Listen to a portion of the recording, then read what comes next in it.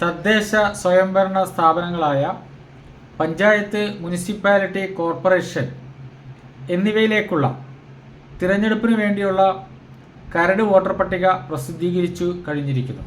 ഇനി ജൂൺ മാസം 21-ാം തീയതി വരെ കരട് വോട്ടർ പട്ടികയിൽ ഉൾപ്പെടാത്തവർക്ക് പേര് ചേർക്കുന്നതിന് അപേക്ഷിക്കാവുന്നതാണ്. അതുകൊണ്ട് ഈ കരട് വോട്ടർ പട്ടികയിൽ പേര് ഉൾപ്പെട്ടിട്ടുണ്ടോ എന്ന് പരിശോധിക്കുന്നതിന് വേണ്ടി ഈ തദ്ദേശ സ്ഥാപനങ്ങളിലേക്കുള്ള കരട് വോട്ടർ പട്ടികയുടെ PDF എങ്ങനെ നമ്മുടെ മൊബൈൽ ഫോണിൽ അല്ലെങ്കിൽ നമ്മുടെ കമ്പ്യൂട്ടറിൽ എടുത്ത് നോക്കും എന്നുള്ളതിനെക്കുറിച്ച് പരിചയപ്പെടുത്തുന്ന വീഡിയോയാണ് ഇപ്പോൾ നാം കണ്ടുകൊണ്ടിരിക്കുന്നത്.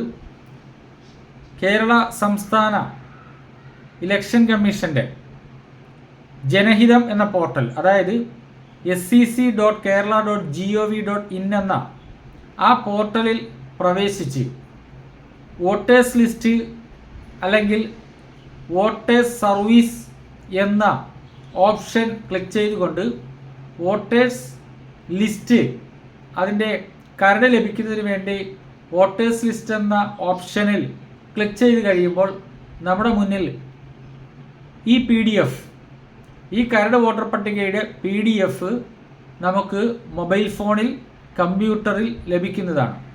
ആ PDF പരിശോധിക്കുന്നതിന് വേണ്ടി